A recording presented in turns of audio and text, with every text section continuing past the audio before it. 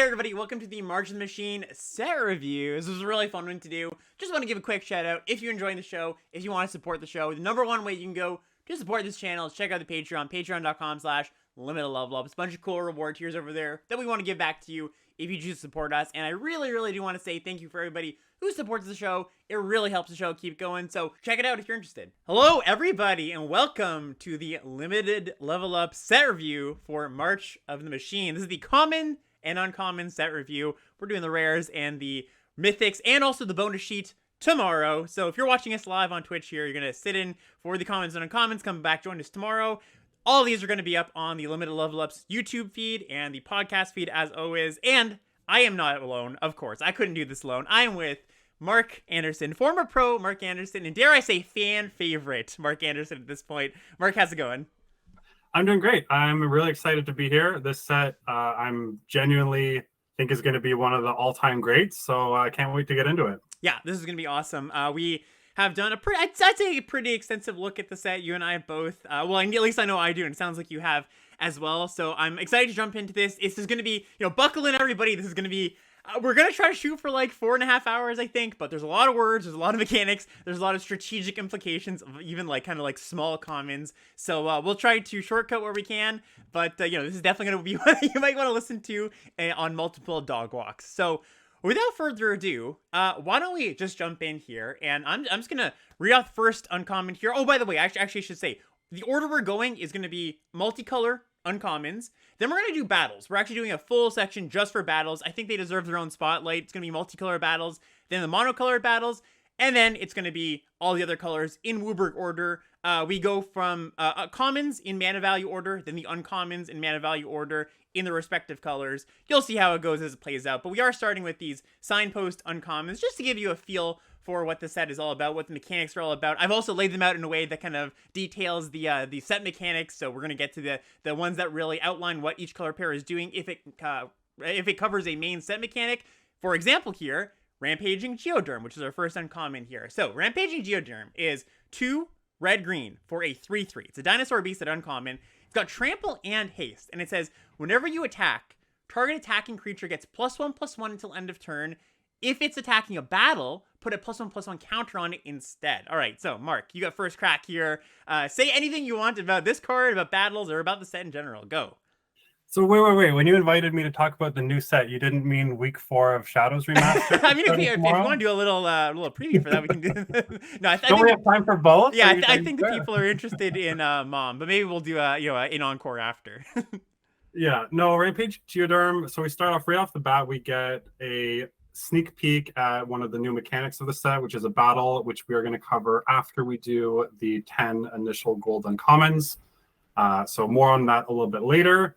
Right off the bat, though, this thing looks pretty fantastic. Red-Green's thing seems to be attacking battles, and this thing does it very well. Notably, it doesn't need to be itself attacking. Like, you can just play this, and if it doesn't have a good attack, you can swing with your flyer and make that bigger or put the counter on something else as well. So a lot of flexibility into this. It kind of reminds me of, I actually heard NCA talk about this earlier, Thundering Raiju from Neon Dynasty, which was a rare and was fantastic. So if this can get anywhere close to that, it's going to be a really powerful card. Yeah, I think there's been some talk about, and I'm sure we're going to get into this once we get to the battles, but like, I've heard things ranging from, are we even going to care about battles if you're playing like an aggro deck, to, yeah, battles are going to be the most important thing about this set. And, I think just, it's going to definitely vary the game state, vary based on, the battle you're talking about. But Red-Green's thing, like you said, is about attacking battles. And it's kind of weird. This is something I had to wrap my head around at first. It's not like, oh, it's good at killing battles. I mean, that is true. But it's something you have control over. You're putting the battles in your deck, and you're putting them on the opponent's side of the battlefield. And it's almost like, oh, it's good at attacking a planeswalker. It's not quite like that, because you have the control of how many battles you're putting in your deck, and obviously you're going to want to put as many battles as you can when you have these types of cards. So, Rampaging Geoderm, just our first uncommon here. What do you want to give it as a grade? I like the card quite a bit, but what's our stamp here? Yeah, well, I know we're going to be the first few cards are always more long-winded than the last ones we want to talk about. So the interesting thing, there's one battle per pack, like exactly one, never more, never less. So you're always going to see 24 battles in a draft between the 8 players. which means each player is on average expected to end up with about 3 battles in their pile of cards at the end. And the interesting thing is that even though red and green wants to attack them the most, there's not more red and green battles than there are of the other colors. It's like a pretty even split among them, even when you include all the rares and mythics. Right. So if you're saying that maybe red green, you're going to value them more highly, maybe you end up with like 4 battles in your deck. Mm-hmm. You're really only going to be playing like 1 per game. So this won't always be attacking a battle. So it's like the best case scenario that everyone pictures with these cards is not always going to be the case, right? I just wanted to, again, make that clear that it's not like every time when you play this on turn 4, you'll have a battle in play, and then when that one goes down, you'll have another one to attack, because I don't think that's going to be the case at all. So I'm going to give this like a B to start. Yeah, that's exactly what I was going to give. Just really solid, has high upside, and a pretty high floor too, so hard to go wrong. What's up next? Next, we have Elvish Vatkeeper, 1 black-green for 3/3 Phyrexian Elf. When it enters the battlefield, you incubate 2, which is our second new keyword of the set. Incubate is you create an incubator token with 2 +1/+1 counters on it, and the ability to pay 2 and transform it into a 0/0 Phyrexian artifact creature. It also has another ability, so you can pay 5 and transform target incubator token you control, and double the number of +1/+1 counters on it. Yeah, so let's just talk about incubate quickly here. Just once again, I know you just read it, but just to like give us a clean slate here. Basically, you can think of it like a clue or a treasure or like all these kind of artifact tokens you get tacked on to some creatures or spells. But instead of drawing a card or making mana, you can pay 2 at instant speed. This isn't restricted to sorcery like a lot of these sometimes are, to then make it into a creature of varying size. And you see this mostly on white, black, and green cards. There's some scattered throughout blue and red as well, but it's mostly an Abzon thing. So any initial primary thoughts on incubates? I really like that they, apparently there's some debate on whether they were going to make it sorcery speed or not, and they landed on no, we'll let you do it as an instant. And I think that makes the gameplay so much more interesting with these. Yep. I think just having this ability is going to be something you can spend your mana on later. It's going to be something really nice to have. I'm not sure how much there will be like an incubate deck, because there is some payoffs here and there, and this is one of them. But just on rate, like a 3/3 for 3 that kind of draws you like a split card between 2 mana 2/2 or a 5 mana 4/4 is already pretty good. And then if you have other incubate stuff, this does have added upside there as well. So what do you want to give this to start off? Yeah, I think I'm going to give this like a B-. Like it's just got, 3/3 for 3 plus additional promised value later, plus whatever synergy you have with incubates.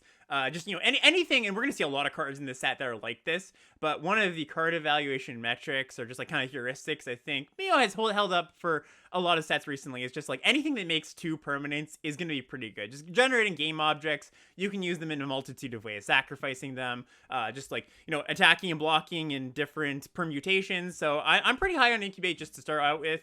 So yeah, I think B-. This card in particular, I don't think it's like a gigantic pull into like, oh, I gotta have all the incubate things in my deck. Like the 5 mana activated ability to double the counters on an incubate token, it's kind of nice. But I think just generally it's going to be like, hey, 3 mana 3/3, I get it to incubate 2. That's pretty solid rate.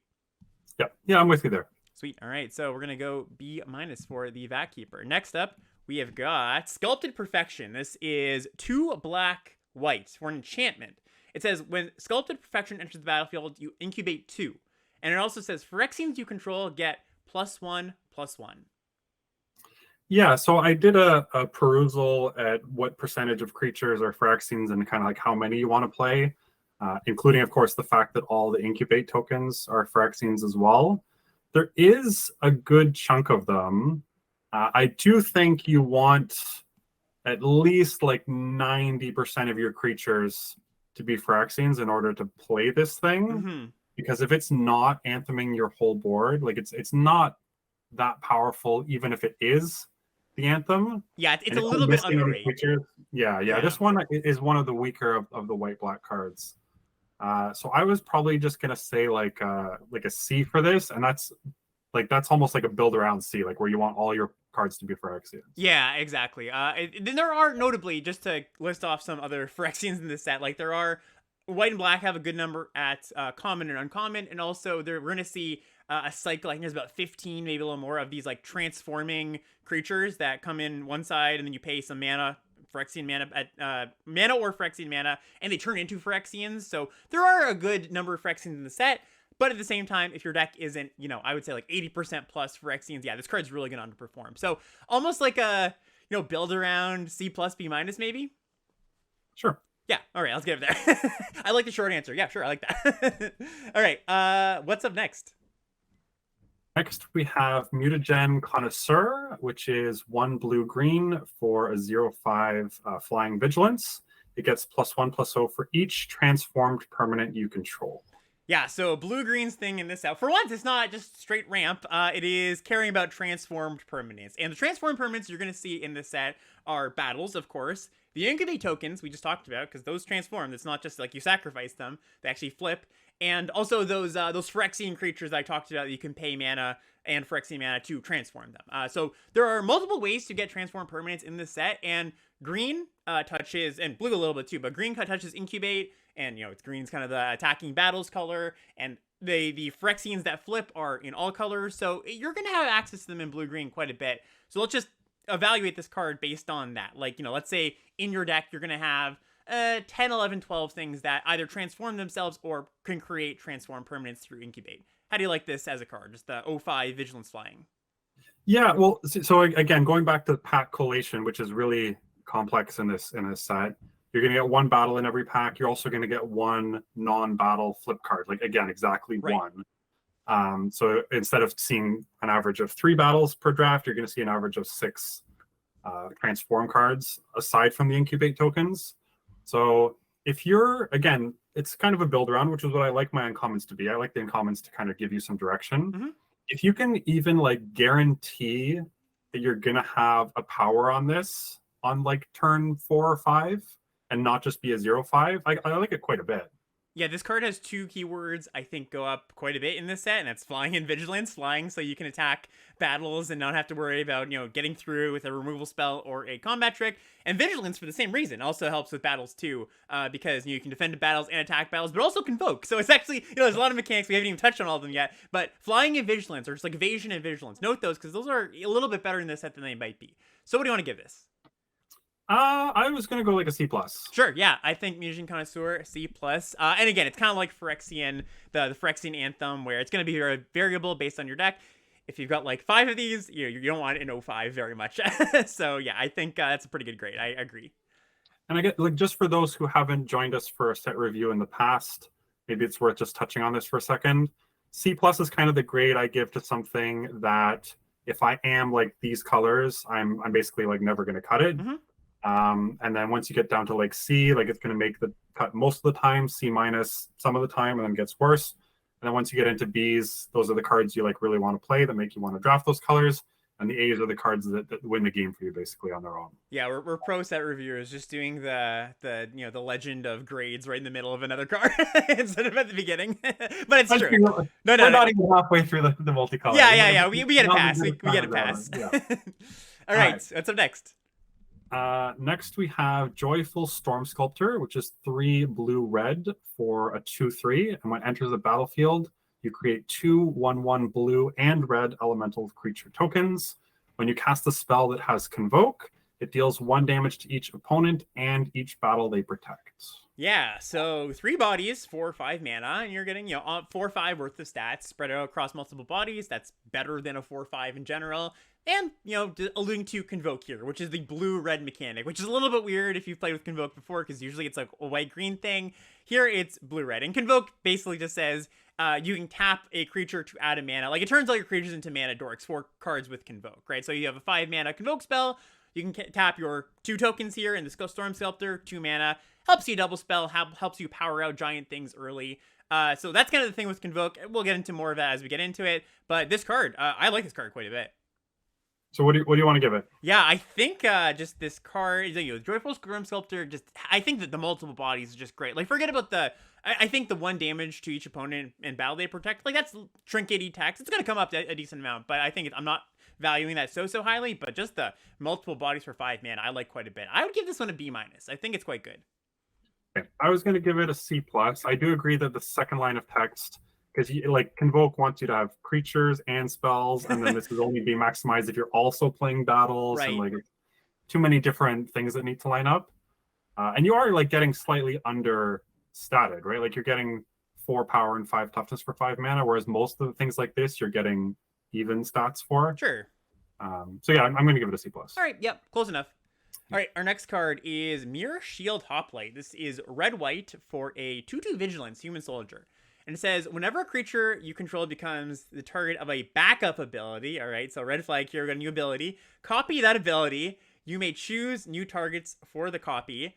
This ability triggers only once each turn. Mark, I'm sad that our red-white mechanic doesn't have you screaming for Mirrodin or some cool phrase. Like, going back up isn't as cool, but... we can do the dance. Yeah, it's a little dance. I love that, yeah. Yeah, so backup for those who have not seen backup, basically it's an ability that you'll find on creatures, and it says, when this creature enters the battlefield, you can put it, and it'll be a number. It'll be like backup 1, backup 2, and I'll say you can put a +1/+1 counter equal to the backup number on any creature, including itself, and it also gains the abilities of whatever that the backup creature was. So, for example, I'm just going to read off one of the cards. In this set, there is a 3 mana 2/2 Vigilance with backup 1.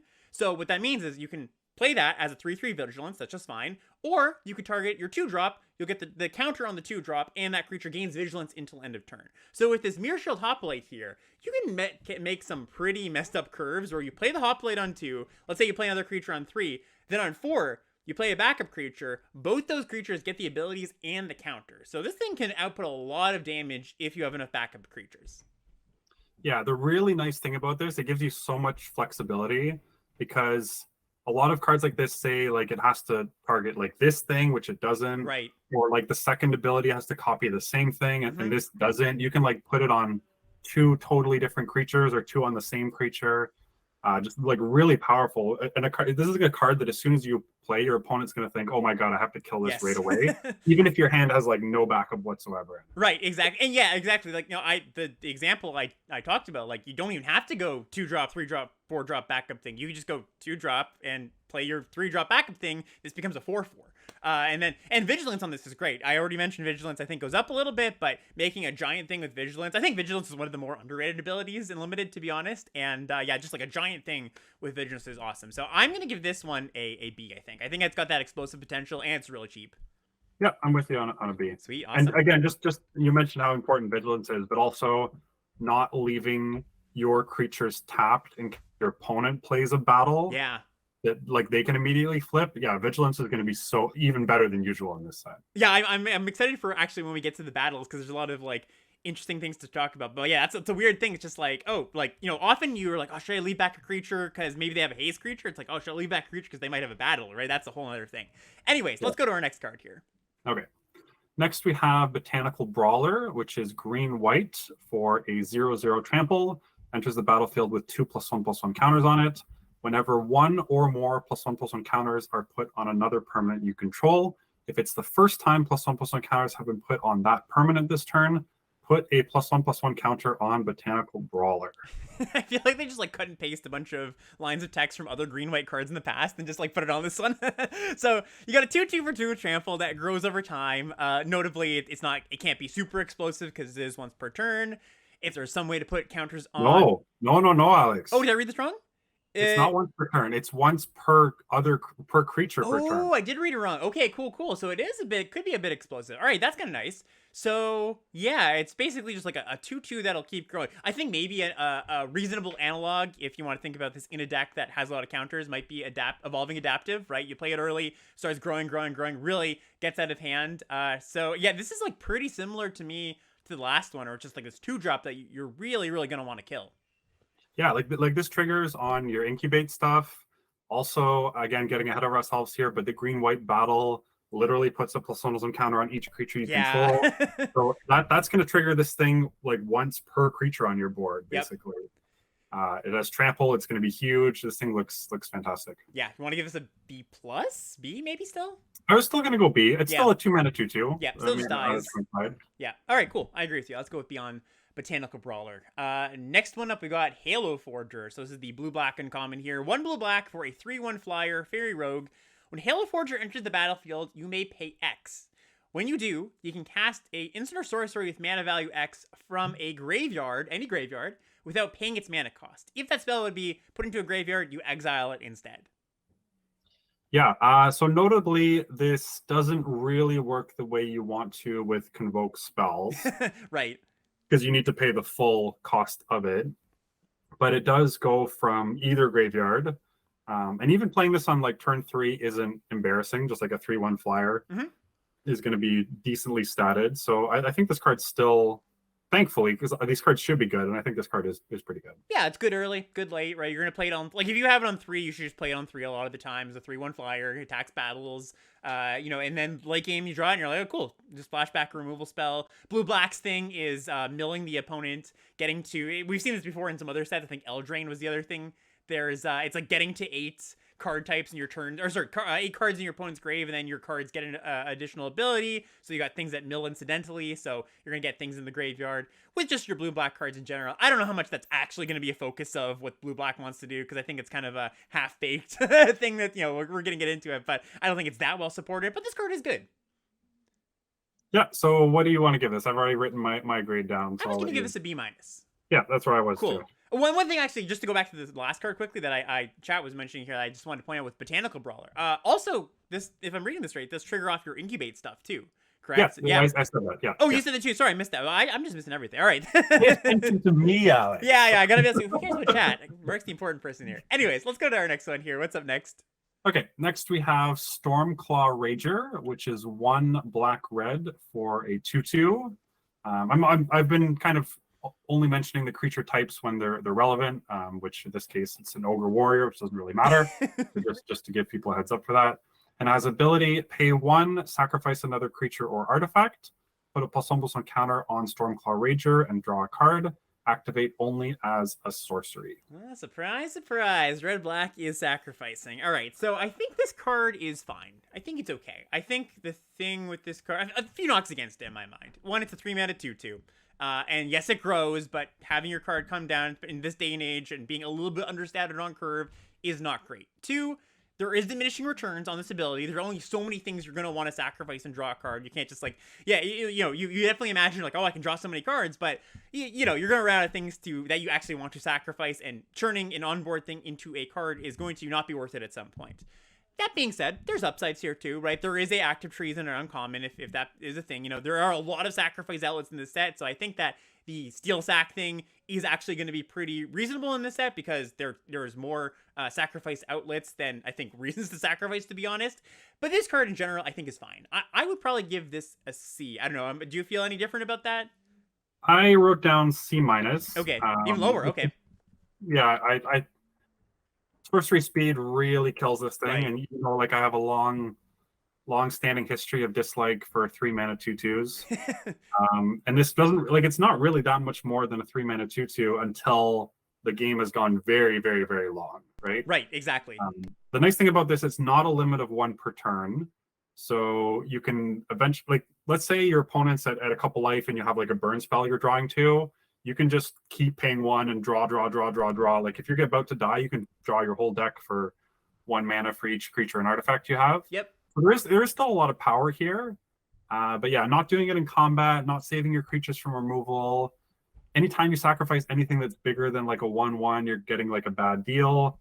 So I don't think this card's great. Yeah, I think a lot of potential power, but kind of hard to harness might be a way to put it. So yeah, I'm going to join you at C-. I actually think that's more correct. I'm lowish on this card. So yeah, maybe it comes together, but I imagine a lot of the other sacrifice outlets are actually just better for red-black. All right, and our last time post uncommon here, we've got Marshal of Zhalfir. So it says blue-white, 2 mana for a 2/2. Human Knight, the creature type is relevant here. It says other knights you control get +1/+1. It's also got an ability, blue-white, tap it, tap another target creature. So Knights is blue-white's thing that it's doing here. Knight tribal. Yeah, and this is certainly a good way to get into the Knight stack. Oh, yeah. This thing is amazing. I mean, typically your lords, you don't really want to brawl with them because if they die, it's so bad for you. And this thing is fine just like staying back and doing its thing. It has a great activated ability. It's well statted, and it pumps. Again, you're going to want it to pump most, if not all, of your creatures. but I don't think that's that hard to do in blue-white. No, the set's pretty littered with knights. Either just like there's a few tokens that make knight or things that make token knights, and knights just as a creature type for a lot of the blue-white cards. So I don't think you're going to be having trouble finding the knights. And this card is really good. I think this is one of the better signposts we've seen. B plus. I was going to go B. All right. I still think these cards they're really good, but they do still leave you with that like mid-combat blowout potential. Yeah, the house of cards that comes tumbling down when, Yeah. yeah, totally. Although, with the tap ability, if you're worried about that, it's a little bit less likely because often that happens when it's like, all right, attack everything, and they go, all right, kill your lord, and then you block, lose 2 things, but maybe you only lose 1 because you tapped on their biggest thing. But yeah, it's still a great card. So I'm going to stick with B+. I think this card, especially in multiples, is so good if you can nab those. But yeah, like this card quite a bit. Yeah. All right, so now we're moving into the battle section. So we got, like I said, we got all the battles at uncommon and common here. We're going to go through all of them at once. Multicolored first, monocolored second, and we're going to start first with Invasion of Xerix. And also, I don't want to forget, Mark actually has some thoughts on battles that he wants to share after we talk about this one. So Invasion of Xerix here, our first one. This is 2 white-blue for a 4 defense battle. And it says, when Invasion of Xerix enters the battlefield, return up to 1 target creature to its owner's hand. The backside, after you win the battle, is a XX flyer, or star flyer.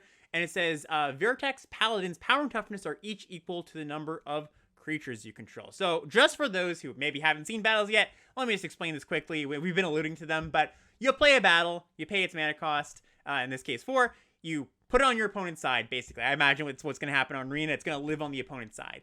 And it's almost like a reverse Planeswalker. You cast it, you put it on the opponent's side, and your goal is to now attack this down. Their goal is to defend this, because they don't want you to get the backside, and you would very much like the backside. This is Vertex Paladin here. So it's going to create a lot of interesting combat decisions, a lot of interesting combat situations. There's going to be times when you're like, do I even attack the battle? Do I just go for the face? And it's going to, vice versa. I should go for the long-term value. So really interesting new card type here. Did I miss anything just on that initial, no, forget about this card, but the initial introduction on battles that you wanted to add there? No. So yeah, we're getting a siege here in this case. All of the battles in this set are sieges. Yeah, I'm curious what that means going forward, what the variations of battles are going to be. Yeah, I imagine from what I've heard of rumblings is that they have let themselves open to do other battle types in the future, but they're not going to do that for a long time because they want to kind of see how this plays out totally first. Then they work on sets months in advance. So, I wouldn't expect any other battle types anytime soon, but they certainly left that open for the time being. Yep. So what do we think about Invasion here?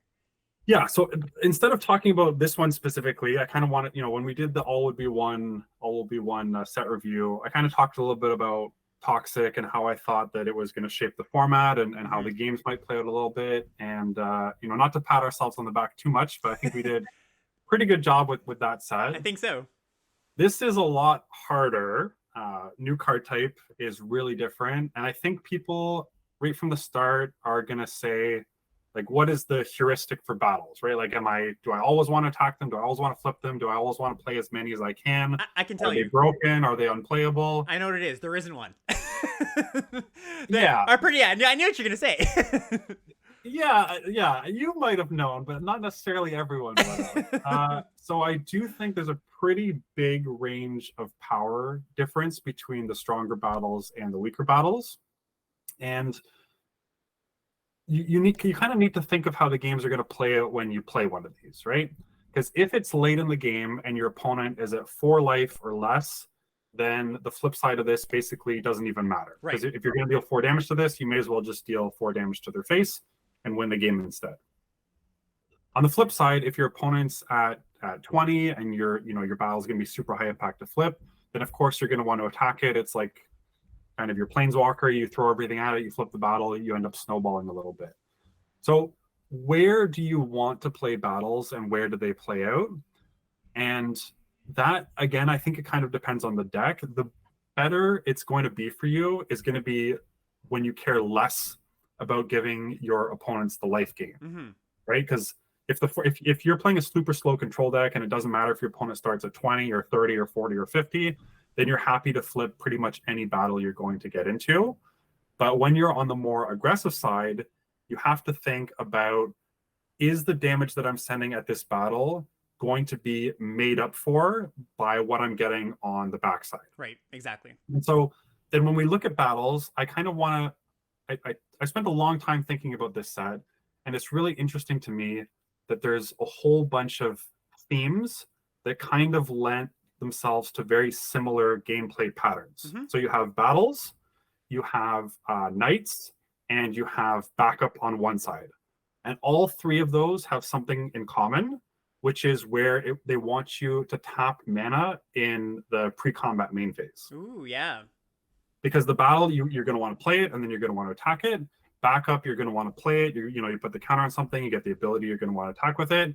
And the knights, almost all the knights have like, the Lord you want to play pre-combat, or some things trigger off knights coming into play and being done pre-combat, or just the Bergstrider Knight, again, pre-combat. So a lot of these decks are going to be tapped out going into the combat phase, or next to tapped out going into the combat phase. Right, yeah, totally. And from the aggressive deck's point of view, that puts you in a pretty awkward spot because you can't leave up tricks as easily. So on the flip side of things, the other mechanics in this set, you have Convoke and you have Incubate, right? And Incubate lets you leave up your mana and basically represent a creature. And Convoke works better on defense because all of your creatures are untapped and able to convoke into the combat step. Yep. So this is kind of foreshadowing into some of the commons and uncommons we're going to talk about later. But I do think just the way that they framed the mechanics for this set, they are giving the advantage to the defending player. Yep. Because if you can represent a combat trick and your opponent can't, or if you can make them blink first, as the defender, you're always going to have the advantage going into this. So people are really worried about aggro and, what happens if they flip my battle, and they see the best case scenario for all their backup stuff. But I do think, again, very long-winded segue here, but I do think that this set is going to be more on the slow side than on the aggressive side. And so as we go into these battles and analyze them on an individual basis, I do just want to be very clear that they don't all go into the same decks. And the ones that are on the control side, I'm going to lean more towards giving a higher grade to. Yeah, that's a fantastic analysis, I think. And also, just one thing I want to say to add on to that, in-game, like we were talking about how there's not really a heuristic about what you want to do. I think you mentioned this point, but I do want to hammer it home. Like, you have to really, and this is a skill that I think a lot of good players are good at, think about how the game's going to play out for the next few turns, right? Like, that's going to really determine, should I attack you, should I attack the battle? Can you see a clear path to winning in the next 2 turns? No? Okay, well, maybe you should attack the battle so you can start to accrue some more resources, so then you can snowball, right? So it's going to be, this is why I love this new card type. I think it's really going to engineer a lot of interesting combat situations. So that's, I think that's the, and sorry, I didn't want to interrupt you. Anything else you wanted to say before we get into a little bit more here? No, yeah. So now I think we can now, with that frame in place, we'll kind of, for anyone who's here in chat right now and planning on sticking around for the whole thing, if anyone comes in later and doesn't understand why we're framing things, I'm counting on you guys to spread the word, just like we did with Toxic last set. But for the other thing I like doing for these is kind of also seeing what happens if you combine the front side and the back side and spend that much mana on it. Like, how much mana are you getting out of it worthwhile, basically? Because I, again, don't think that's the same for all these battles. And then second point to that is how much of that is loaded on the front side, because the front side is the version you're always going to get. I also want to mention one small little weird rules thing. When you flip a battle, it's actually not flipping it. You're actually recasting the card. So you go, yes. Vision of Xerix here. You dealt it 4 damage. You then, the game will then ask you, would you like to cast your Vertex Paladin? You say yes most of the time, I would assume. But that means it can be countered. That means it can be copied if you'd like to. So just note that for some. There's also a few things that care about you casting your second spell in a turn, and that's a good way to cast 2 spells in a turn, for example. So yeah, just the rules minutia out of the way. Let's finally get into Invasion of Xerix. How do we like this card? So this one, I think the backside is exactly what I'm looking for on the backside, because it's a card that basically just demands an answer right away. It's like an amazing threat. Mm-hmm. It's just this huge flying creature. The front side, though, is pretty underwhelming. Mm-hmm. Returning 1 creature to his owner's hand, you're really only getting a temporary boost for that. So the idea is, okay, I played, it makes it easier to attack this battle and flip it. But having 4 defense on the battle is still a pretty high amount, and I'm not actually that high on the Invasion of Xerix overall. I was going to give it maybe like a D plus. Oh wow, that's lower than I would have expected. So I kind of like this card. So there's let's just think about on curve here, right? You play a 2, you play a 3. They played a 2, they played a 3. You bounce their 3, you get in, a trade happens, maybe some of the defense gets depleted here, and you go from there. That seems solid to me, but maybe I'm overvaluing just like how good that is on turn 4, considering 4 mana bounce spell is not fantastic, and when you draw this later, it's definitely one of the lesser impactful front sides where it's just like, okay, bouncing a thing could be nice, but then you kind of just have this thing sitting around. Yeah, I think even just like you telling me you're gonna rate it a D plus or D minus, or sorry, D plus, yeah, does make me rethink this card a little bit. I'm gonna go a little bit higher. I'm gonna give it a C, maybe even a C plus. I'm gonna go C plus here because I do think that blue white's gonna be aggressive enough. I think that blue white's things are gonna be like beefy enough on curve to tussle. That I think you're going to have that situation where you go play some cheap stuff, bounce your thing, you get your battle, maybe this turn, maybe next, most likely next turn, and I think it's going to be good enough. But again, this is really difficult to evaluate because it is a new card type, and it's hard to see how it's going to play out. So I'm going to go C plus here. It's going to be funny. I think as we go through these battles, we might have varying, wildly different evaluations here. Well, I'm very interested to see where we land, but I'll stick with my C plus for now. Okay, yeah, I could be like way off. So we'll leave it as a full letter grade difference and see where it ends up. Sweet. All right. So next up here, what do we got? Next, we have the Invasion of Ergamon, which is a 5 defense siege. When it enters the battlefield, you create a treasure token. Then you may discard a card. If you do, draw a card. And once you have defeated the battle, you get a 3/4 trampler. When it enters the battlefield, you may discard a card. If you do, search your library for a land or battle card, reveal it, put it into your hand, and then shuffle. Yeah, this one's really interesting. So there's a lot of little things going on here. So first of all, this is the red-green one. And of course, we mentioned red-green is all about attacking battles. And the fact that this comes down early is kind of nice. So you can, get your first, or it doesn't have to be early necessarily, but for cheap, right? So you can like double spell. This costs 1 mana, basically, right? If you think about it giving you a treasure, you can fit it in pretty easily. You can maybe on turn 3, you go play this and a 2-drop. Turn 4, you play this and something else. And you may discard a card, and if you do draw a card, that's relevant, like that, especially in your opening hand, filtering yourself. I think a lot of the time you're going to go play this, then play a 4-drop, and the 4-drops in the red-green deck do hit pretty hard.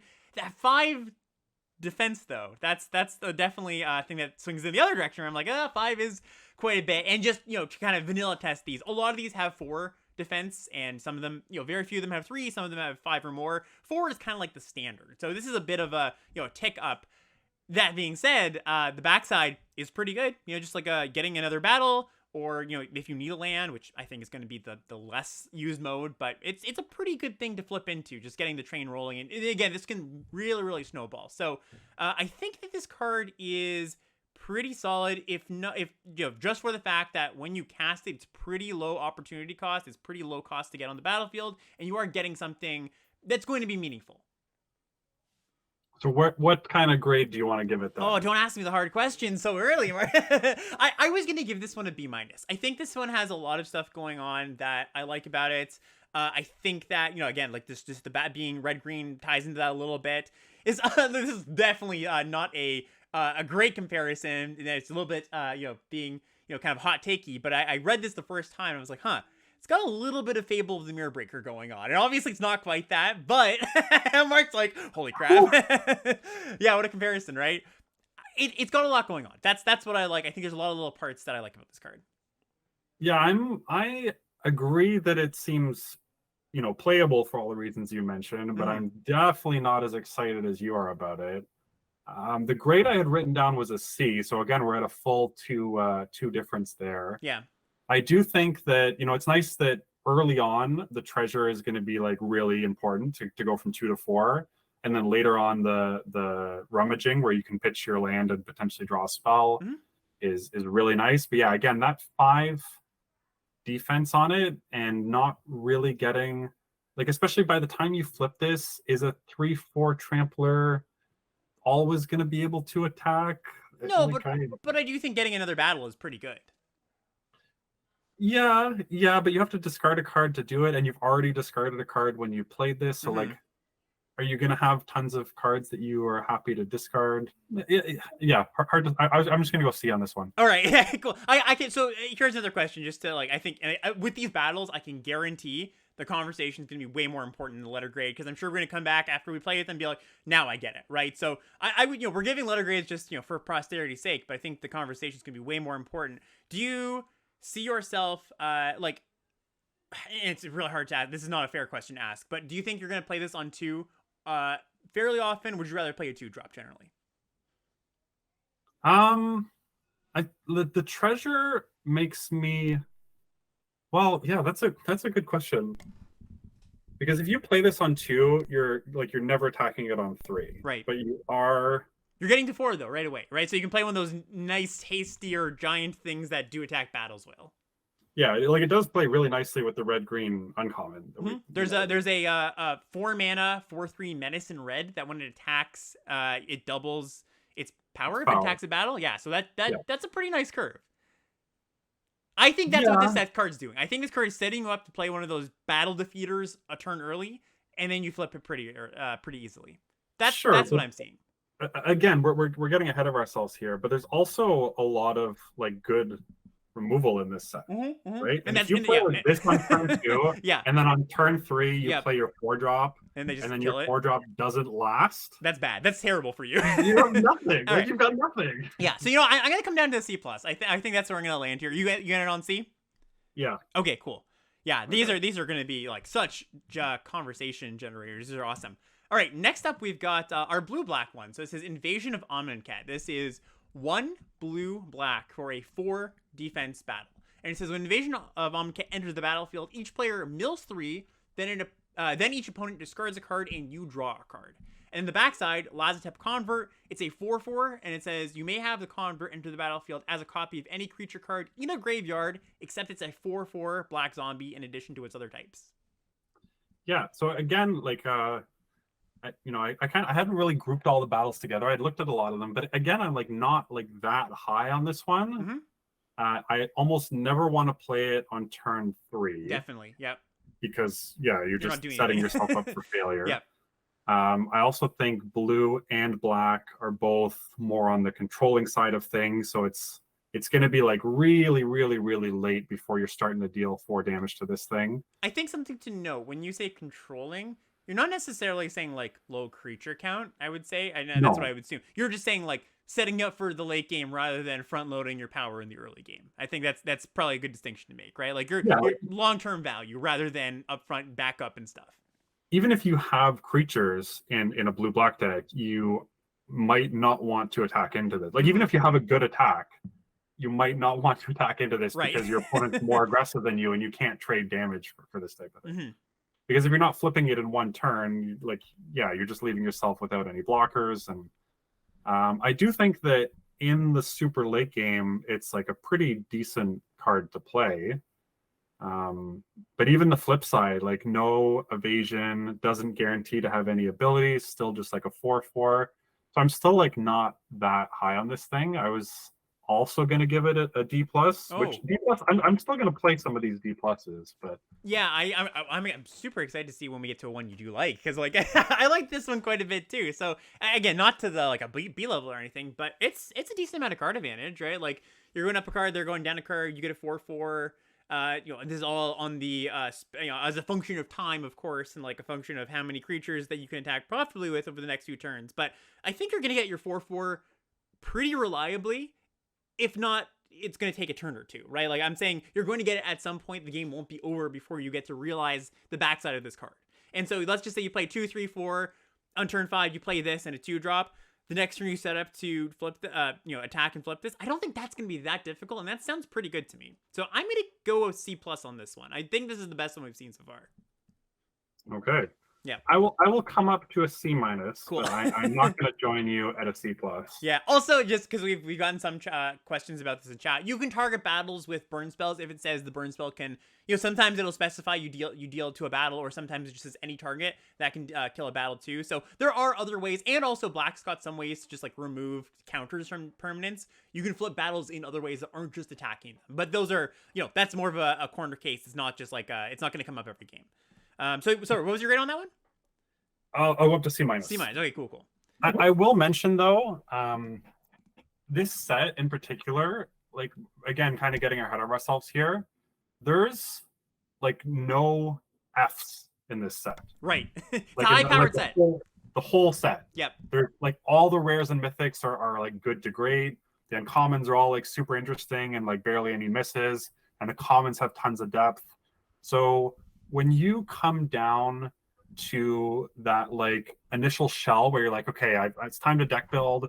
I've got my like between 10 and 20 cards that I definitely want to play, that these are all going to be great. Mm-hmm. And then I'm going to fill out the deck with the rest of the cards. When I talk about like a D plus card, it's like, well, maybe one of the filler cards are going to be that. And I think you're going to be cutting good cards from your deck in this format pretty often. Right, yeah. I think this is going to be like there's a card that somebody asked me about. We'll see when we get to the white cards. But I'm like, I kind of like this card, but all the other cards in the set are better. Like you're gonna like this card is like a fine card, but you're not gonna have room for a lot of the time. So totally agree on that. Yeah. What's up next? Next battle. Next we have Invasion of Asgol, which is black-red for a 4 damage, whatever, 4 For defense. loyalty. I don't even know what you call it. 4 defense. I think it's defense.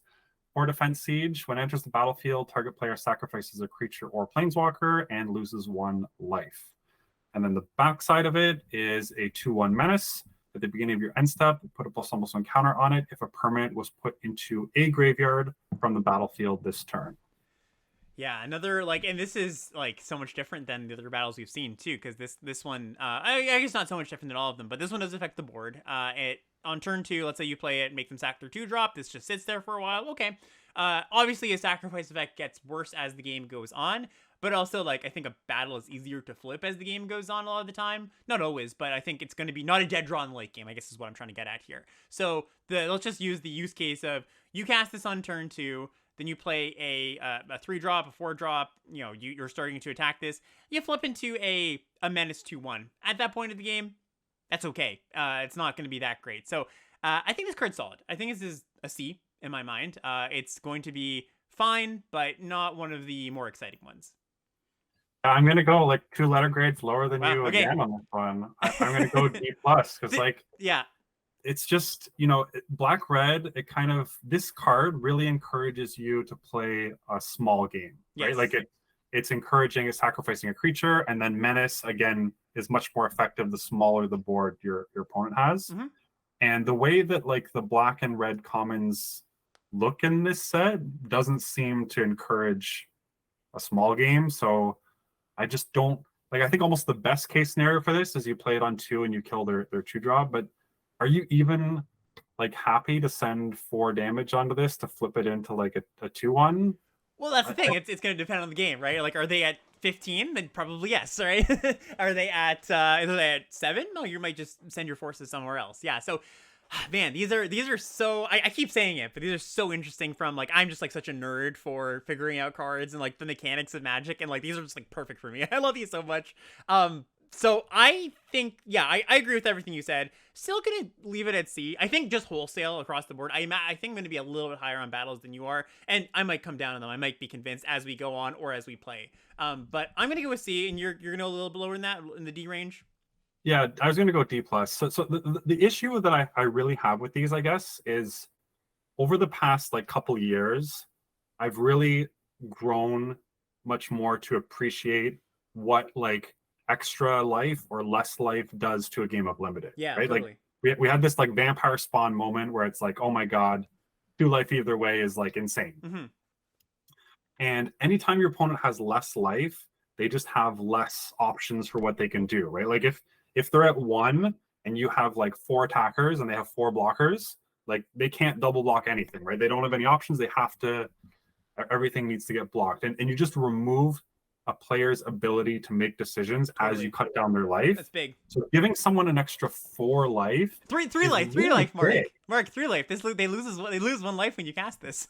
Sure, fine, 3 life. But it could be more than that, right? Yeah, Like, that's it true. could Yeah. be- it might, maybe you don't deal exactly 4 to this because maybe you get through with a 3 power creature and then you need to attack with that 3 power creature again. Yep. And you're dealing 6 or 8 or even more, right? Like it could be maybe you have to alpha this thing to flip it, and then your opponent just goes, okay, fine, no blocks, like it takes 20. You know, like, you know what I mean, right? Yep, totally.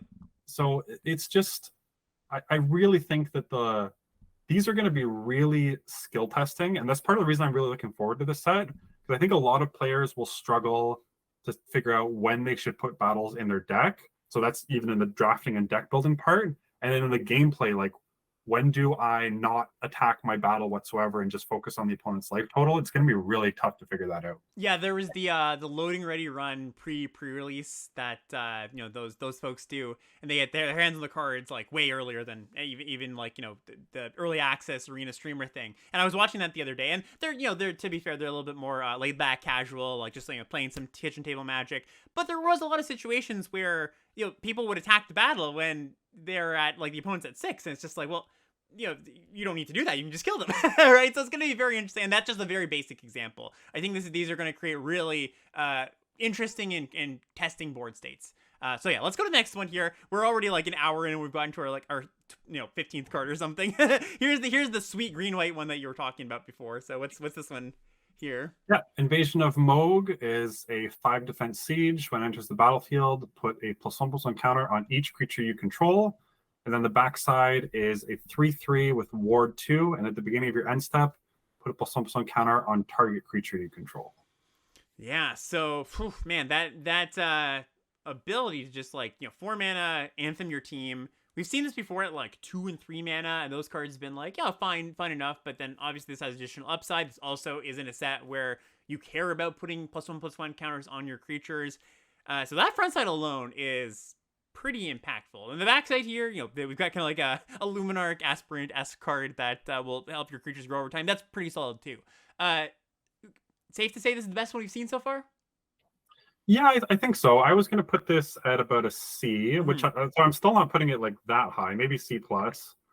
But the nice thing about this is if you're building a board that goes wide enough, you're often dealing more than 20 damage. Yep. So like you don't really care that you're giving them the extra 5 life because your +1/+1 counters just lets you alpha a couple turns in a row and deal them 25, 30, 35 damage. And then the backside of this is pretty nice. It's like a must answer threat. It has Ward 2. It has some protection. So I think this is one that I like more than the others. So yeah, I'll go C+ on this. Yeah, I was gonna go B-, which, you know, is in line kind of with our you know, just ratio of what we're rating here. One of the things to note too with the backside here is you get the counter on your end step, so you get that value right away unless they have, you know, the instant speed removal spell and a way to you know, they can play for the ward too. So yeah, really solid card. And I imagine this one you're gonna flip pretty often the turn it comes down. I mean, pretty often might not be the right way to put it, but more often than the other ones. You're just gonna go cast this on turn 6 or something, maybe even cast a removal spell, flip, start to snowball. So yeah, I'm gonna go B- on this one here. Okay. All right, what is up next? We got the blue-red one. This is Invasion of Kaladesh. So this is blue-red for a 4 defense battle, and says when the Invasion of Kaladesh enters the battlefield, create a 1/1 colorless Thopter artifact creature token with flying. The backside is a vehicle. It's a star for flyer. It says either wing, golden scale flagship's power is equal to the number of artifacts you control, and it's got crew 1. Interesting. Yeah, so this, I like this one actually the least out of all the ones we've seen. Okay, let me hear it. It's like, even if you combine the front side plus the back side without considering it a battle, it's not like that. There's not that many artifacts in the set. So you do get an artifact on the front side, but even if that sticks around, you've got a 2/4 vehicle that needs to be crewed. Like a 2/4 vehicle for 2 mana with flying isn't an amazing card. Yeah. It's just like fine. And it kind of sucks too, because the colors that Incubate are in are the you know, it's not where you said it's Obzon. This is blue-red, right? So there is some Incubate, but really not a ton. Yeah, and well, yeah. So I just don't see like if your 1/1 has to attack this 4 times to flip it, and then at that point, if you've been able to get 4 attacks in, yeah, I don't like this card at all. I'm just gonna give this one a D. Okay, yeah, I think I agree. The backside is not fantastic. Like, it's fine. It's not that much of an upgrade on the to your 1/1. Like, you're gonna crew your the ship with the 1/1 a lot of the time, and it's like, all right, attacks like slightly better. So yeah, I actually agree with that. I think I'm gonna go D on Invasion of Kaladesh as well here. Okay. All right, next up, what do we have? We have Invasion of New Capenna, which is a 4 defense siege. Enters the battlefield. You may sacrifice an artifact or creature. When you do, exile target artifact or creature an opponent controls. And the backside is an equipment that has equip 1. Whenever equipped creature attacks, put a +1/+1 counter on that creature and each other creature you control that shares a type with it.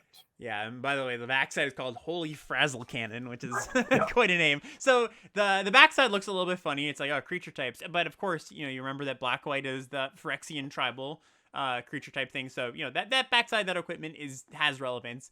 The front side here, it's Rite of Oblivion from Midnight Hunt, or at least, half of it, where, you can sacrifice an incubate token. Maybe you sacrifice just like one of the small black creatures that are good to sacrifice. So that's actually a pretty decent effect on the front side. I think if your deck has a good amount, like, there's a good amount of things that you're going to want to sacrifice or are okay to sacrifice. So I actually think that front side is passable, definitely. The back side is, that equipment is kind of cool. And, like, again, in the context of, I've got a bunch of Phyrexians in my deck.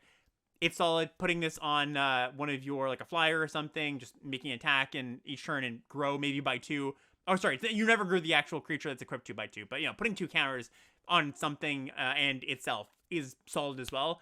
I like this one quite a bit as well. I think I would probably give this somewhere in, like, the C+ range. What's your read on it?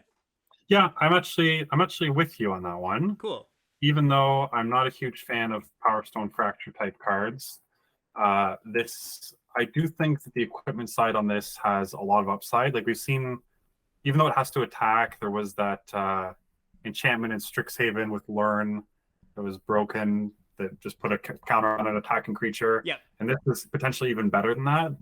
So I think that the equipment's deceptively powerful, and there's enough, like, small stuff you can sacrifice that should let this get an attack in. So I'm somewhat interested in this card. Yeah, Sparring Regimen, or, and Sparring Regimen gave Vigilance too, but there was also the one from New Capenna, Fight Rigging, like, kind of similar-ish thing.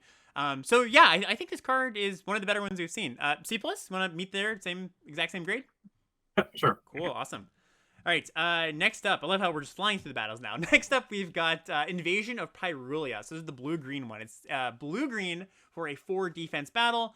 This is when Invasion of Pyrulia enters the battlefield, you scry 3, then you reveal the top card of your library. If it's a land or a double-faced card, you draw a card. Okay, cool. And then the backside is Gargantuan Slabhorn. It's a 4/4 trample, ward 2. Other transform permanents you control have trample and ward 2. Yeah, this is probably my favorite uncommon battle. I really like this one. Yeah, talk me up on it. Let's hear it. Not that I'm low on it, but I'd love to hear your thoughts. So the front side right away, you're almost getting 2 mana value, like, right off the bat. Like, I wouldn't be that unhappy to just play the 2 mana front side where you scry 3 and basically draw a card. Scry 3 is a lot, right? That's pretty deep. Yeah, scry 3 draw cards is pretty good, and you are going to be trying to play more flip cards in the blue-green deck, so you're more likely to hit a spell off of that. And then the backside is pretty big. Like, it's going to have an effect on, if you're building the deck around it, it's going to be really good. But even if you have nothing else that has a double-faced card, 4/4 trample ward 2 is a pretty good sized body, and you're getting all that for 2 mana. Like, again, if you combine the front side and the back side for this, you're adding up to probably 6 mana at least worth of stuff. And it only has 4 instead of 5 defense on it. So I think this card's really good. Yeah, and one thing that we haven't really touched on, but I think it's going to be interesting to see how it plays out, is that the cheap battles, these, like, 2 mana ones, sometimes if you have to, you play it on 2. But I think the information of not knowing your opponent not knowing they might have to defend a battle, I think that's worth something. So just, like, any of the cheap ones where you can fit in and then maybe cast a removal spell or a trick or something, like the ones that you can go a little bit later in the game, I boiled up my board, I play my battle, I then cast a removal spell, I flip the battle, maybe sometimes immediately. I think that's definitely worth something, where some of the more expensive ones, they're gonna have the information. Almost certainly, it's unlikely you're gonna flip the battle in the same turn. So this is all that has all that going for it. Do you want to go B- on this one? Yeah, that's where I was going Let's to do go. it. Cool, I like it. All right, this next one's pretty cool too. It says Invasion of Lorwyn. This is 4 black-green for a 5 defense battle. And it says, when Invasion of Lorwyn enters the battlefield, destroy target non-elf creature an opponent controls with power X or less, where X is the number of lands you control. So it kills most things. There are elves running around through the set, but you can kind of shortcut this to like kill 90% of the creatures in the set. The backside of the battle is a star. Hey, I got it right this time. Star creature, Winnowing Forces, and it says the Winnowing Forces power and toughness are each equal to the number of lands you control. Yeah, this one I also like quite a bit. Like, being a removal spell means the floor on it is still pretty decent because there's a lot of things you have to kill in this format. And then the backside is huge. Yeah. Right? Like, it's going to be at least a 6/6, and it keeps growing every turn. There's quite a few cards in the set that are actually kind of like this, where it's kind of like a Rise of Exodus, where it's like a 6-mana interactive spell plus a body later, or maybe it's like a smaller body, or like just like a 6-mana value removal spell. And this is one of them. I think they're all pretty good. And yeah, this one I like quite a bit too. I think the 5-mana sorcery speed removal spell, not the most exciting card. In fact, you wouldn't want to play that. But that backside is quite worth it. And this is one of the better backsides too. Like, it's actually like a really good backside that's going to be a 6/6 or a 7/7 pretty often. So I would get this one to B- as well. Maybe C+, somewhere in there. I think that dividing line is going to be one of those things that once we play with it, it'll be more clear. But I'll start optimistic and say B-. Okay, I was going to go C+ on this. Cool. What's maybe this is a bit too sidetracky here, and we'll see. Maybe it's a question for afterwards. Maybe we can come back to it. But any chance, like, splish splashy multicolor battle deck? Like, I think, is there any, do you have a read on like if you think that's a possibility? Is that a thing you want to do? I think you're going to want to play this in blue-green. Yeah. Because you want to have like flip cards. But I think in most other decks, like, there are some good 2 or 3 color rares that might pull you into splashing a little bit. But aside from that, I think that this set's so deep that you don't really like need to. Nice. You know what I mean? That's exactly where I was going, and I had the confidence that you would touch on it. That's exactly what I think too. You're just not going to need to reach out for power all that often. Better to have the consistency, but we'll see. There's probably going to be some opportunities to splash for sure. Yeah, the way I see a lot of the drafts going in this format is pick one, pack one. You're reasonably likely to open a bomb. Like, there's a lot of bombs. Yep. And so whatever color your bomb is, assuming it's single color, I think it's going to be pretty easy to just like stick to that color for all of pack one and just be like, okay, this pack has a good card in that color, this pack has a good card, and just like, really want to play this bomb. Your monocolor after pack one, and then pack two, you see what other color bomb you opened, and then those are the 2 colors your deck is. Right. Yep. I think it's a pretty good.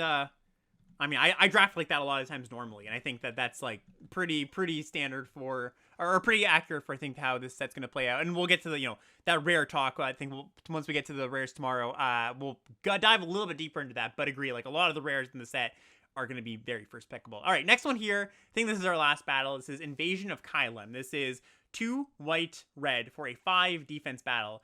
This is when Invasion of Kylem enters the battlefield, up to 2 target creatures get +2/+0 and gain vigilance and haste until end of turn.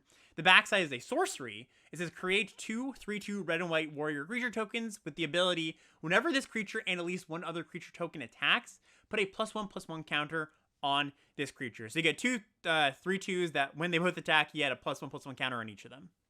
Yeah, and even if one of them dies, you can use like an incubate some creature or something to still trigger it. Yeah. The backside's nice. The front side is ish. that's my description. Haste on it is weird too, Yeah. right? Like, 4 mana card that gives something else haste. Like, You can set are up you like, really taking advantage of that? yeah, you can set up like turn 6, play 2, play this. But yeah, the haste is kind of throwaway text, I'd say. Yeah, and it doesn't really give you that much better attacks, right? Like, it's there's no evasion, there's no, like, vigilance and haste are when you have to spend 4 mana on it already and deal 5 damage to it. Like, I do like the backside on this quite a bit. The 2 tokens, if you're already going wide and playing combat tricks, it's pretty nice. And like, I guess the vigilance works with that like white convoke trick we're gonna see that gives flying. But you never really want to spend a card to flip a battle, I think. because then you're not really getting the advantage of having spent that mana and get kind of the 2-for-1 of the front side and the back side. Well, you are upgrading like a combat trick into the backside of this, though. Let's say, right? Like, say you like cast a 1-mana combat trick, that you've turned that combat trick into the backside of the battle and given up. Then you're spending this and the combat trick. Right. Yeah. I'm not. Yeah, exactly. It's not a perfect comparison. You're giving up something somewhere. Yeah. So I'm not like super high on this. Again, with 5 defense is a lot too.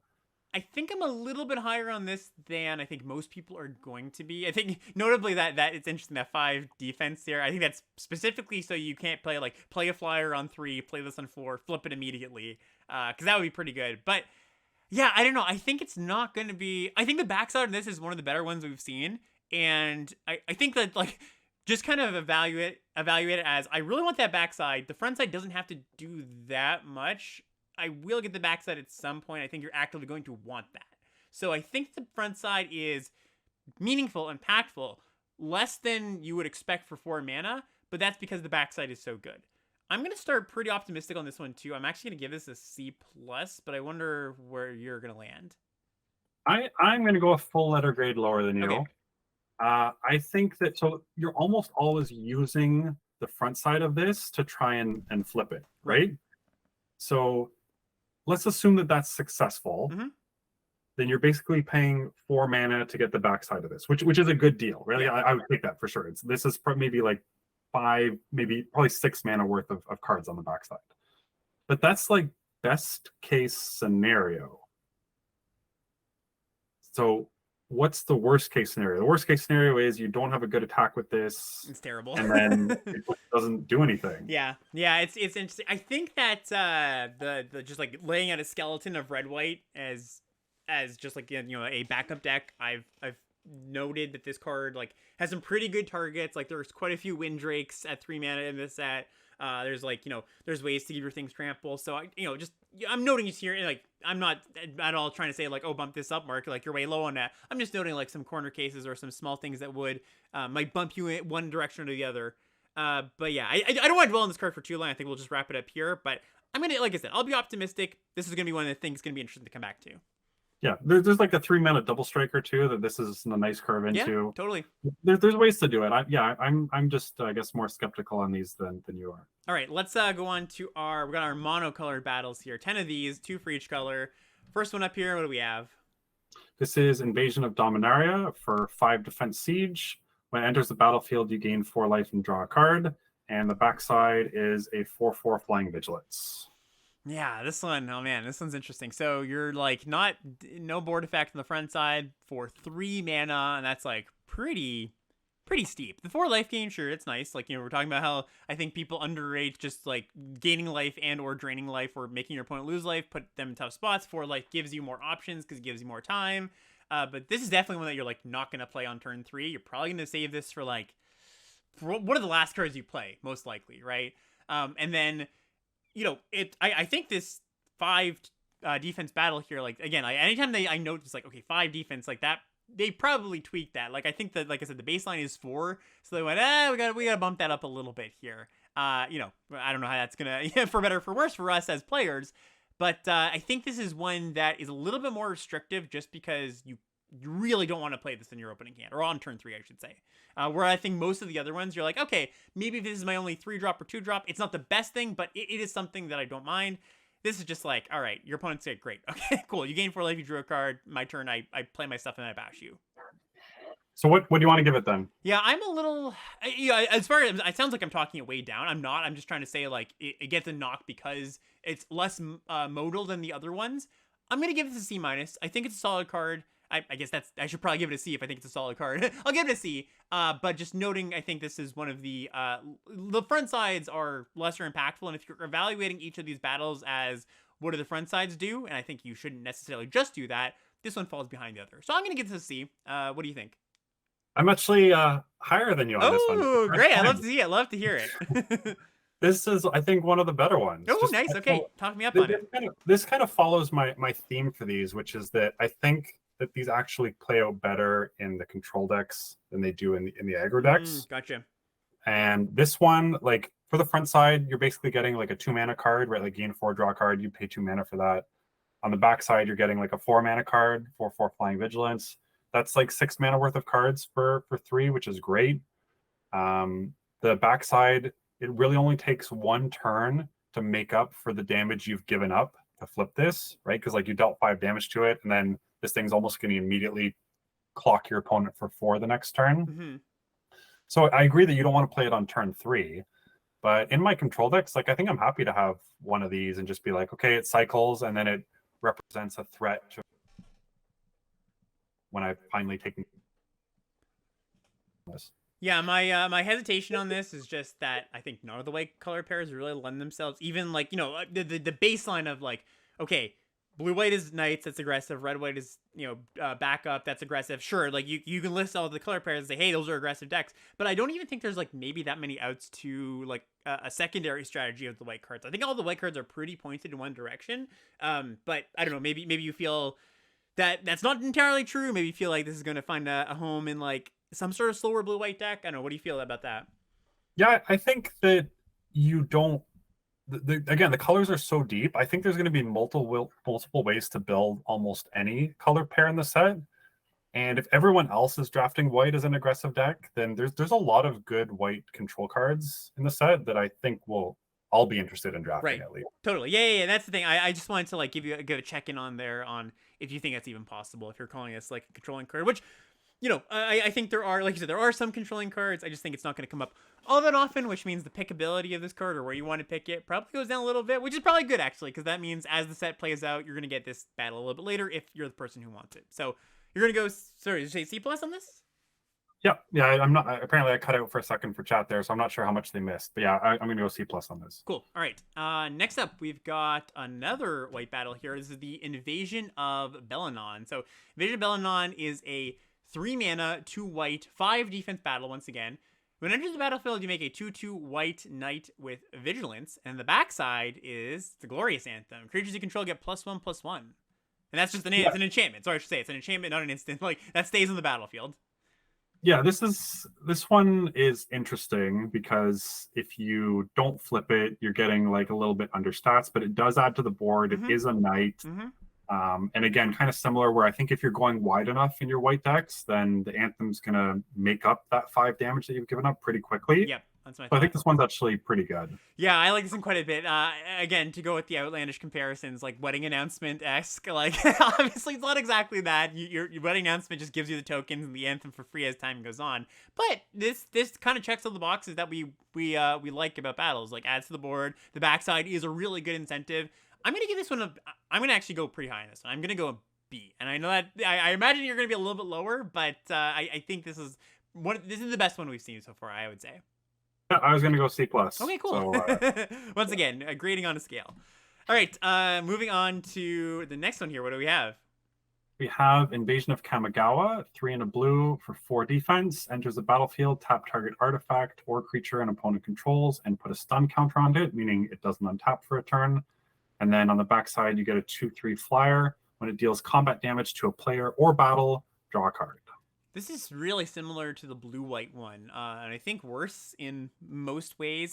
Different, I should say. It's not worse, but I think that the front side compares unfavorably to it, considering, you know, I think tapping down for 2 turns is worse than bouncing.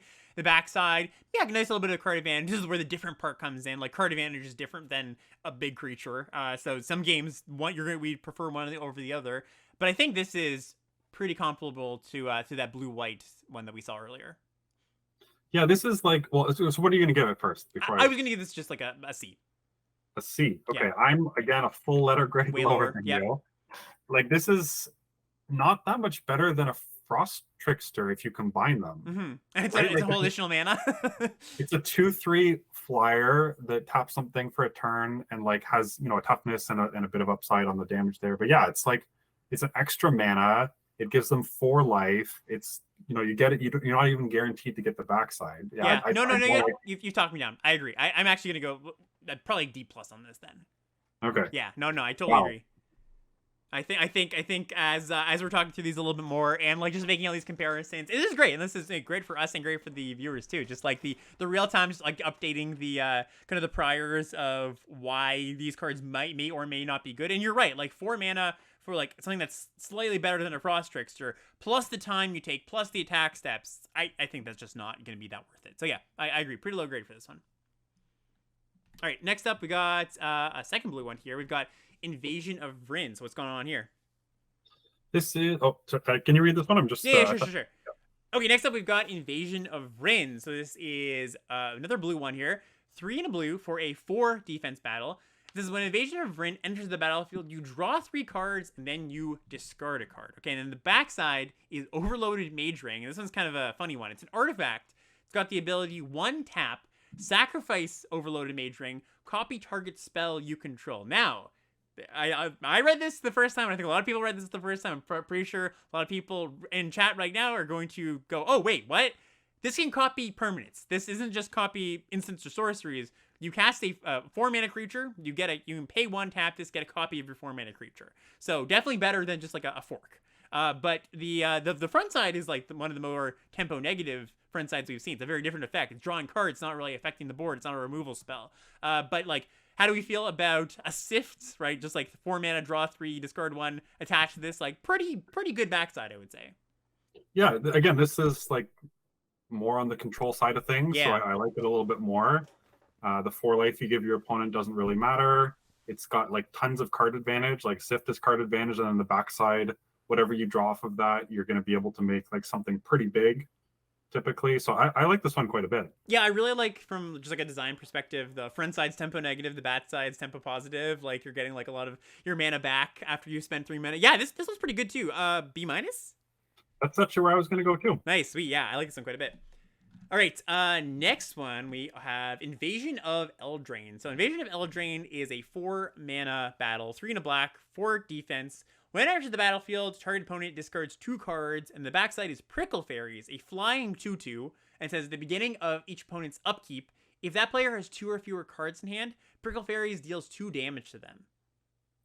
Yeah, so this one's going to depend a lot on how fast the format is, because you really need to be getting, like, the backside's not great, and then the front side is you really need to be hitting someone hard with those discard 2 cards. Mind Rot has to be a good card in this set for this to be good. Agree. So I'm really not sure about this one. I'm leaning towards being like fine playing it. So I was gonna say maybe like a C or C minus range for me, but this one could really oscillate either way. Yeah, that's exactly how I would put it too. And that backside, like, just to give a bit of a baseline, I think you are going to either it's going to deal 2 damage to your opponent, or they're going to have to play in an awkward way where maybe they hold a land where they'd like to play a land, or they have to wait on casting a spell. They're like holding a removal spell when they're like, I really can't take the damage here. They're going to hold like a 2-drop in their hand instead of playing it because they're like, I just can't take this 2 damage. So that's going to happen a good amount of the time when your opponent's discarding 2 cards. But yeah, it really is contingent on how good the front side is. So I'm going to give this like a placeholder C, but very much not confident on that. Right. All right, cool. What's up next? Next we have Invasion of Ulgrotha, which is a 5 mana, 5 defense siege. When it enters the battlefield, it deals 3 damage to any other target, and you gain 3 life. And then the backside is a 3/3 flyer. Whenever a creature an opponent controls dies, put a +1 counter on it, and you gain 1 life. So notably, any target, that wording coming up, you can hit battles with the front side of this. So 3 damage, you gain 3. That, we've seen in the past, like 5 mana, deal 3, gain 3. And it's like, I think in this day and age, it's probably a little bit under par for what you'd want for 5 mana. But it's still like, when you kill a 3 toughness creature and you gain 3 life, like you feel pretty okay about that for 5 mana. It's not like you don't feel like, oh man, I really have to like find a spot to get this in where I'm not getting pressured. No, it catches you up a little bit, you kill a thing, probably a relevant thing. So I do like the front side a decent amount. And I think the flexibility of hitting a battle is kind of nice. It's going to be, again, it's going to be kind of contingent on like where the pressure is on your curves, and I think it's going to be a little bit, the pressure is going to be low on your curve, not high on the curve, as in you're going to be pressured to play like the most optimal things on 2, and like you're not going to have a lot of wiggle room. You can't play like bad 2-drops. I think your top end is not going to be that contested because there's just not that many expensive things in the set. So I think the 5 mana on this is not going to be like the biggest worry in the world. The backside's, as a 3/3 flyer that will grow is okay. And the life gain, since life gain is kind of nice. I'm going to start pretty high on this one too. I think I would give this one a C+. I could be underrating just like the difference. And this, again, this is a 5 defense battle. I could be underrating the difference between how much worse a 5 defense battle is compared to a 4 defense battle. I was going to go, again, somewhere between C and C minus, Yeah. so roughly lower than you. I do want to clarify something, though. I am not planning on being happy to spend a card to damage one of my... To flip a battle? Battles. Yeah, totally. That makes good sense, yeah. Like, the whole allure of the battle is that you get the front side and the back side without having to, like, but just with your board. Yep. Right? Like, that's the advantage. So anytime a card is like, well, we can target a battle for this, my answer is like, I don't want to do that. Like, then you're not getting 2 for 1 at that point. You're getting 2 for 2. The value kind of disappears, and both of these are kind of understated on either side. So I don't think that's much of an upside for me, although I'm sure it'll still come up. It doesn't make me like more happy to play the card. Yeah, it gets points for flexibility, not really raw power, right? I guess might be a way to put it. So yeah, you're gonna give it C minus, you said? Yeah, I'll go C minus. Okay, cool. All right, our next one here, moving on to the red battles, we've got Invasion of Mercadia. So this is 1 red for a 4 defense battle. When it enters the battlefield, you may discard a card. If you do, you draw 2 cards. So just Tormenting Voice, or just like, one of those variants of the 2 mana, discard a card, draw 2 in red. The backside here is Chiron Flamewright, 3/3. It has an ability 2 in a red to tap it, discard a card, creates 2 1/1 blue and red elemental creature tokens. Creatures you control get +1/+0 and gain haste until the end of turn. And I will call it the creature type. It's a spell shaper. Nice little callback to the spell shapers of days of yore. So what do we think about this one here? I'm not that high on this. I don't really know. Like, this backside, I don't know where it fits. Ooh, I think it's just good. I think it's just a powerful effect. Yeah. It is a powerful effect. I agree with that, but it's got 4 defense, and it's like, you're getting like that bitter reunion type card, which it's fine. And you're gonna be pumping like the rest of your team with like tokens in red. I think so my take on this is that it's low opportunity cost front side. Like, it's just like, you're fine playing Tormenting Voice sometimes in your red decks. You want often like some synergies of like, you care about things in the yard, or you care about drawing cards. But, the upside here is it's a battle. It's got a backside. And I think the backside is quite good. Like, you're creating, each turn, you're creating 2/1 hastes by discarding, like, a land or something. Like, I don't know. And not even just that, but, like, pumping your whole team. I think the backside is one of the better backsides we've seen. Just, like, on raw power, forget about costs, right? And then the front side is not that hard to fit in your deck. So, I don't know. I'm pretty high on this one. Okay, so what do you want? I think it's, I like it more than some of the other battles we've seen. I think it's playable. Yeah. I don't think I'm as high on it as you are, though. What do you want to give it? I was gonna give this one a B. Like, I think this one is like as good as the white Anthem one. Like, it's kind of just like basically has the same factors that tie into the white Anthem one, where it's just like solid front side and then great backside and pretty cheap. So and also for defense. So yeah. Okay, you know what? You talked me up to a C+. All right, no, I like it. What were you gonna give it?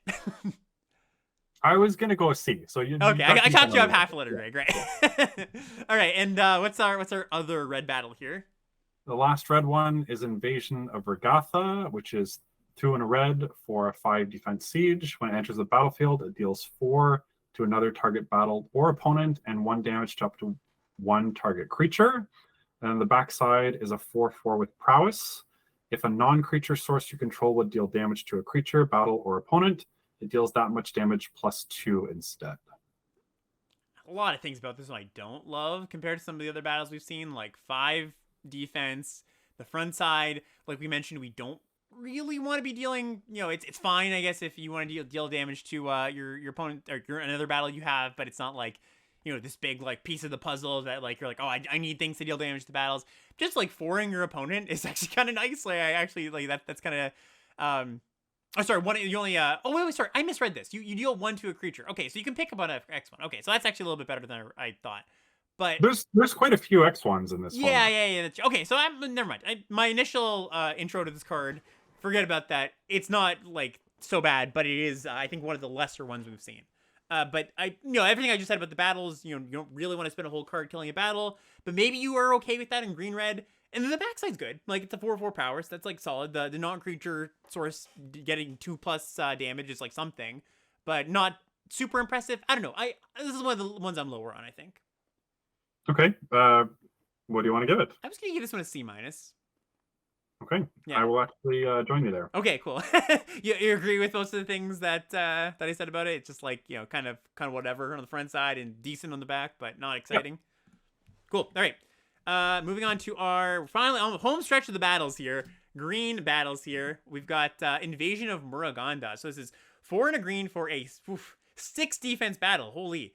When Invasion of Muruganda enters the battlefield, put a +1/+1 counter on target creature you control, and then that creature fights up to 1 target creature you don't control. Okay, so you got Hunt the Weak, basically, for an additional mana. The backside is a 4/4 Primordial Plasm, and it says, the beginning of combat on your turn, another target creature gets +2/+2 and loses all abilities until end of turn. Yeah, I mean, Hunt the Weak used to be a top common. I think commons have evolved a bit since then. Yeah, for sure. I think they'd probably be willing to print it maybe at 3 mana in a push set these days. So you're getting like that 5 mana is a lot, and that 6 damage to deal is a lot. You are most likely opening up an attack into it. So there's that. But the fact that the front side is like quite overcosted and the back side isn't even like no evasion. Yeah, it's like, okay. Yeah, I'm not super high on this one. I was just gonna go like another like C-. I was gonna say. Also, the backside at the beginning of combat of your turn, it's not even optional. So, like, let's say you have a 2/2 flyer, and they have like a 5/5 on the ground. You can't just keep insetting your 2/2 flyer. You have to turn it into a 4/4. Not that's gonna come. You can target their creature. Oh, that's cool. Okay, yeah, that's cool. Yeah, another target didn't say you control. Okay, that's interesting. But yeah, okay. Yeah. So it said that you don't have that downside. Yeah, no, I think I'm pretty out on this one. And out might not be the right word to put to put in that place there, but I think this is quite a bit worse than a lot of the battles we've seen. I would give this one a D. Oh, okay. Yeah, you're higher on it. You want to give it like a C+? Yeah, I said C-. Okay, yeah. I just think there's like it's expensive. 6. The max size not that enticing, but I don't know. I could be wrong about this one. I find it tough to give like.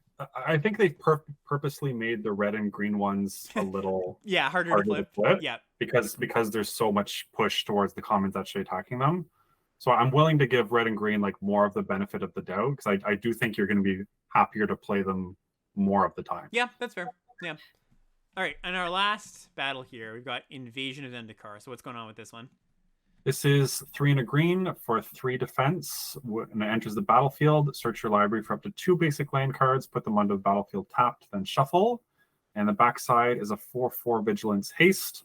As long as it's on the battlefield, it is a land in addition to its other types and can tap for 1 mana of any color.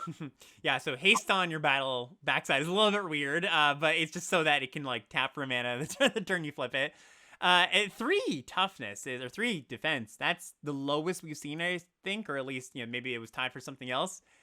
The effect up front is not an effect most decks are going to really desire. They'll take it, but I don't think it's going to be like, just like get that into my deck. So a lot of good things going for this, and then the backside or the front side is the thing that's like kind of holding it back as maybe not one we're gonna play all that often. I don't know. What's your read on this? This one's interesting to me because it's like, and again, all these battles are very like all these knobs they can turn is very interesting to me. But what do you think about this one? I quite like this one actually. Yeah. I used to play back in the day of explosive vegetation being great. So all the way back in Dragon's Tark here, 2014, right, Mark? That long ago. No, explosive vegetation was an Onslaught. Yeah, way back there. But so I am kind of looking forward to I do think that you want your like most of the red-green battle stuff is around playing small creatures that are well statted when they're attacking battles, which is not really the space this is in because you don't really want to get that small creature too much. But if you have like some 6 and 7 drops that are powerful, and spoiler alert, there's a lot of good expensive rares in this set and even some of the commons and uncommons too. If you can like catch up on the tempo you've lost, only having 3 the flip into a card that's like, again, pretty good. 4/4 Vigilance Haste that taps for mana. It kind of accentuates that plan even more about getting mana, spending things, snowballing into your super late game. I could see this being pretty good. Yeah, I almost think that like the good backside, the relatively low defense, kind of just makes me say the front side, like the effect you get on the when you cast it is, maybe not going to be relevant all the time, but like you said, could be quite relevant sometimes.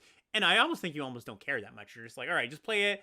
I'm going to flip it pretty easily. I get that backside. And then, it's not nothing. Like, say you don't have a 7-drop or something. It's not nothing to get 2 lands. Like, you're going to be able to double spell pretty easily next turn, or activate, crack a incubation token and play a spell or something. So, yeah, no, I agree with you. I think I'm pretty high on this one. C+, potentially? That's where I was going to go to. Cool. All right. And again, this is just kind of that test of, like, how much would you spend on the front? How much would you spend on the back? It's like, 3.5 on the front and like 4 on the back. You're getting a lot of value there. Yeah, no, definitely agree with that. And that's gonna bring us to the end of the battles here. So moving on now to some colorless cards, just to quickly bang these out before we get to the colors. So our first one here is a weird one, Urn of Godfire. So it is a single mana. It's an artifact. It has the ability to not tap it, just to add 1 mana of any color. So it kind of filters your mana at a bad rate. And then 6 tap it, sacrifice the urn, destroy target creature or enchantment. So it's an energy refractor that always draws a goblin fireball. Yeah, that's a great way of putting it. I don't like that very much though. Well, when I first saw this, I was like, "Oh man, this card's pretty bad," because there's no power stones in this set. Mm-hmm. It's not gonna do anything for you. But 6 to destroy something is a lot less than 7. Yep. And I'm not going to call this, like, I think I will play this over the life of this format. Yeah, I think so too. You're gonna put this in your deck a few times. Like, basically has to check a few boxes. Like, you have to want the filtering, the fixing. You want to be playing a bit of a slow game, so that you can realize that 6 mana kill a thing, which is, like I said, is not the worst thing in the world. Like, 6 mana kill a thing is not all bad, but you really have to care about the fixing. So it's a weird grade to put on it. I'm gonna give this a D- because it's very much not a bread and butter. Play this every deck in, deck out, but in a deck that wants to filter, maybe needs another tool for that, it's not the worst thing. Okay, I was gonna go D. So yeah, cool. Very simple. Awesome. What's up next? Next, we have Flywheel Racer, which is a 2-mana vehicle. It is a 3/2 with Vigilance with Crew 1, and you can tap to add 1 mana of any color. Activate only if it is a creature. Yeah, a weird card to parse, but I think there's a lot of things to like about it. So it's kind of this weird reverse Springleaf Drum, where you have to. It's like you're not playing it on 1, so you can't, in Brothers War, sometimes you play Springleaf Drum, replace a land. Can't really do that. It's a 2-drop. But it does have 3 power on your 2 mana play, which is pretty good for, killing battles, or just that's anytime you can go high powered 1-drop or 2-drop or 3-drop. That means your battles are going to flip a little bit more easily. Maybe you only need, for example, we saw that 3 defense battle with the Zendikar one. This can flip it on its own. Vigilance is something, you can attack and then you get to use the mana after combat. So it fixes your mana, it ramps you. It's also a cheap play that you can make, you can turn a token into a relevant body.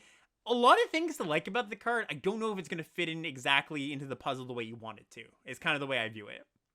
Yeah, I'd like to call this Springleaf Drum with guitar and vocals.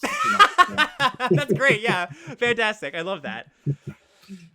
When I first saw this card, I kind of browsed over it because with Convoke being a thing, the ability to turn another creature into a mana source isn't that important. Right. But then the more I thought about it, I do think this thing's pretty solid. Mm-hmm. The Crew 1 is so easy to do, and it does kind of fix you. It does help you. I think this card is better than it looks, but I still don't think it's amazing. I was probably going to go, I would say maybe I want to go somewhere between C and C+. I think I'll go to a C on it. That's where I was going to land to. I wonder how much you're going to play. So, a recent comparison is either Jaspira Sentinel or Stalwart from Brothers War. Those cards you generally would play to enable multicolor shenanigans. Do you think you would be happy playing this card if you're just a 2-color deck? Or do you think a lot of this card's value is adding a mana of any color, kind of getting your money's worth of playing this card in your deck, filling one additional role. Well, 1 mana is so much less than 2 mana. Yes, definitely, big time. It's like so much less. So I'm not even sure what deck I want this in, because you need like cheap creatures to make it into a mana source, and then again, if you have like, if your deck's full of Convoke, I think you just don't want this. Yeah, that's what I was gonna get at, where it's like a lot of time, the Convoke decks are gonna want 1-drops, and 1-drops play well with this, so you can start using it. You don't have to tap your 3-drop or something, but at the same time, you're gonna be using that 1-drop for other purposes, like Convoke cards. So yeah, I think we've said this for about a few cards, but I like what's going on here. I don't know if it's going to fit in exactly the way you want it to. So I'm going to give it a C. But again, I could see this going one way or the other for sure. Next up, we've got, well, I think we've had this card pretty recently, or very least we had a lot of cards that are like it. Kite Sail, 2 mana for an equipment. The equipped creature gets +1/+0 and has flying. Equip cost 2. Yeah, it's our old friend Aeronaut Wings. Yeah. or maybe our old friend Kite Sail. Yeah, yeah, they printed this card like in 80% of the set. So like just like some sort of analog to this. And I do think it's going to be, Brothers War I think was the best that card had been. Just the way it wasn't even something particular about the game. It was just like, I think the way the mana and stats lined up with like how your turns played out. And the thing that is particularly good about Kite Sail in this set is, of course, battles, right? You can more easily flip your battles. Is that, it's going to be one of those things where a lot of potential there, but once again, is this something you're fine fitting in your curve? The way the games play out, you just like might not want to use this as the tool to flip your battles. So I'm going to give this like a C- and just put the caveat on like, this might play out better than you like, as well as you would like it to, a little bit worse than you would like it to. It's really just going to depend on some context, but this card has the potential to be good. Yeah, I mean, just going back to your Brothers War, another reason it was so good in Brothers War is because you could unearth something and then equip it and like get extra damage there. I think this is going to be a trap. I like it. Let's hear it. People are going to be like, "Oh, it's a good way to flip my battles," but it's so expensive to do that. And like again, I keep saying this. I don't want to spend a card to flip this. This is basically spending a card to flip the battles. This card has been quite bad before. There's no real like big, huge green chonky creatures. Like you don't have like the Lindworm type stuff that it's really nice with. I think this is going to be overplayed this set. And to your point earlier, the instantly removal is pretty good in the set, right? Where I think the instantly removal was not as good in Brothers War. So basically we've seen this because we've seen this card so many times. We've seen kind of a range of how good it can be. And most of the time, it's not good. So just keep your eye out for it. It might be a surprise, but I think I might even just go to D+ on this to start out with. Okay, I was gonna go either D or D-, and just to be different to you, I will go all the way down to D-. I like it. All right, what's up next? Next, we have an interesting one. Yeah, Halo Hopper, 3 mana, 3/2 with Convoke. Yeah, I think a lot of people are going to overlook this as just like, oh, whatever, who cares? But it is a pretty interesting card, right? Just like the fact that it's a colorless Convoke creature. Like the way this is going to play a lot of times is, in your Convoke decks, like I said, you're going to want to play 1-drop. So let's just say you have a 1 and then you have a 2. And then on turn 3, you get to go play a 3-drop and then play the Halo Hopper, right? So yes, your creatures are tapped and that means something. But you've also gotten like a pretty meaningful mana advantage at that point.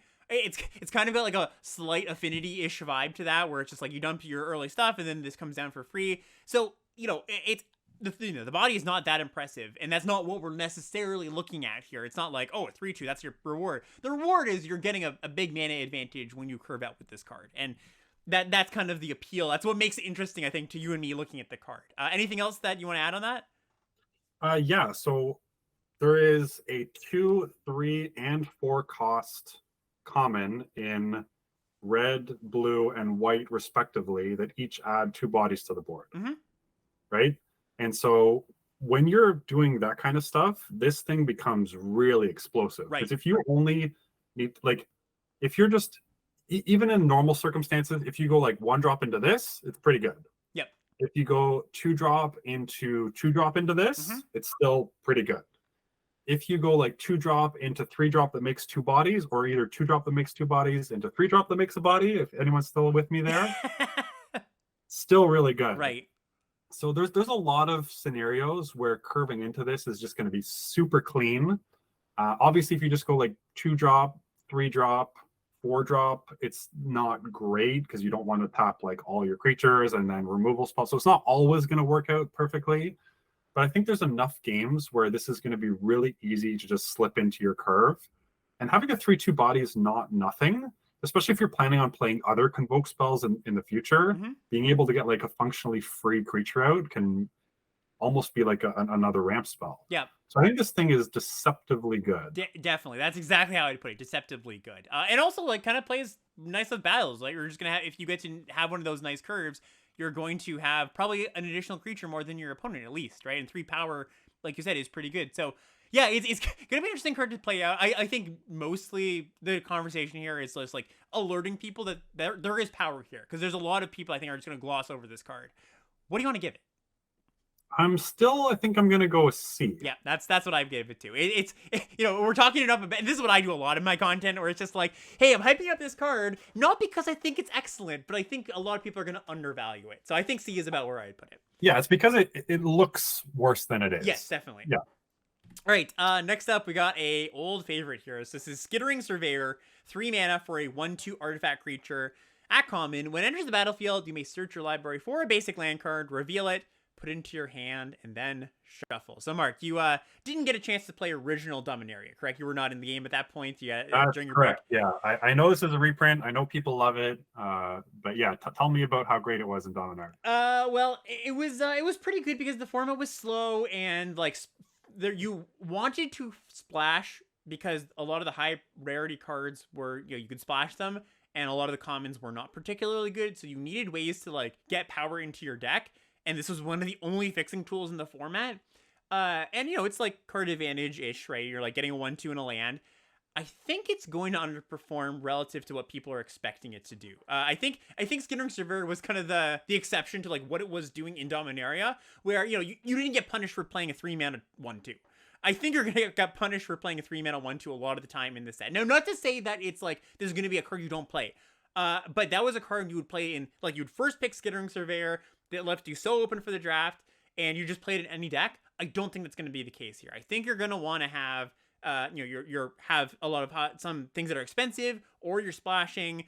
This isn't just like a early first pick go to. It's going to be awesome. Another analog I would make is Farfinder in Ikoria, and that was a 1/1 vigilance version of this. It lost the toughness, gained vigilance, and that had mutate synergies on top of it, and it still underperformed a little bit. So basically, all I'm trying to say is, you got to put a lot of value on, or really prioritize what you're actually doing in the early parts of the game, in both Modern Limited and in this set in particular, where you want to get on board to combat and attack and defend battles. And I think playing this on turn 3 isn't going to be what you want in a lot of your decks. Well, so we did have Pilgrim's Eye in Alchemy Baldur's Gate. Yep. And it was pretty good there. Yeah, it was, yeah. Flying is huge. But yeah, I think... So, and also, this is again kind of getting off topic. Was Dominaria the one that had the thing that triggered off of like casting enchantments or legends or artifacts? Yeah, historic. It was legends and artifacts and sagas. Yeah. Okay, yeah. So it would have been even better there for its types, I guess. Yep. But yeah, I don't think you're going to need to splash a lot. So the like requirement to play this is going to go down.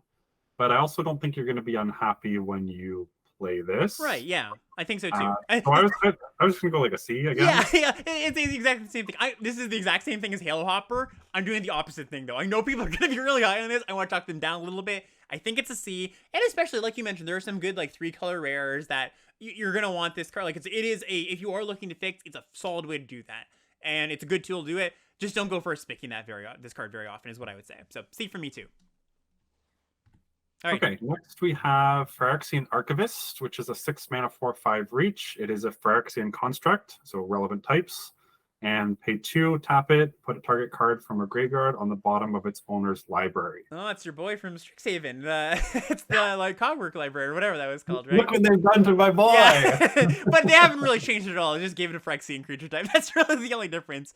So yeah, I mean, whatever, right? This card is like you might play this card sometime. Like this is kind of another contextual one. Maybe it ends up like 4 or 5 reach ends up being a little bit better than it looks, but it's not doing anything in particular. Yeah, I liked it in Strixhaven. Not like I played a lot of these in Strixhaven, but it wasn't because I thought that they were a great card.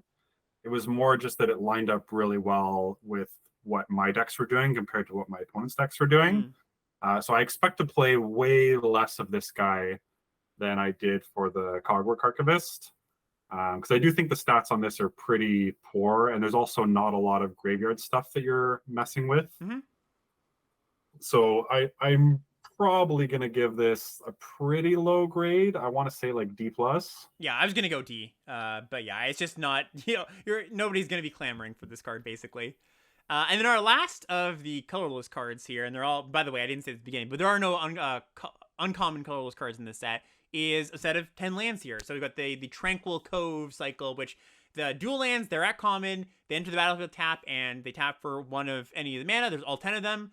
In this case, it's white and blue, and you gain a life when these enter. And just for some pack correlation stuff, just for, the people that really are interested in that, and I think for it's relevant information. Basically, these replace a basic land in your packs 50% of the time. I think is the stat that I've read. So half the time, these aren't in the commons. Like you're not gonna get 3 of these lands. It's not like Dominaria, where you just open a pack with 3 dual lands. Some of the time, this is just gonna replace your basic. Yeah, and I like that you picked Tranquil Cove as the placeholder for these. You're one of your winningest cards in Neon Dynasty. Yeah, by the stats, by Sierkiewicz's analysis. And so something to note about these is that the 1 life gain, don't overlook that. Like that's actually like a pretty. I mean, it's not like you're gonna be like, oh, I'm gonna put this card in my deck because I gain 1 life. But when games start at 23, like that has a meaningful effect on the format. Like they from a design perspective, they kind of do that to say like, let's give people a little more time if they're trying to fix their mana. So these are going to be C's. They're not, or C pluses if you really really want them. Like you're gonna know when you want them. Take them when there's nothing else in the pack that you really are excited about. But I don't think this is, if you're used to drafting these lands like you were in Dominaria United, not gonna be the same thing. There's no incentive to there's no domain basically. So find cards when you want them. Yeah, I think these will be like reasonably high picks because again, I don't think you're gonna miss on playables. And so having the fix that gains life, like you do want a couple of these in your deck.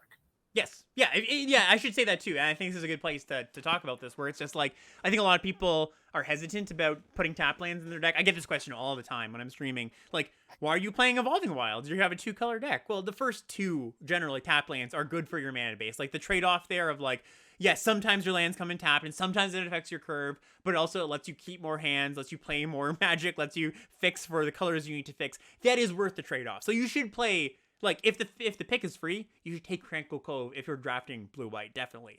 Definitely something important to note.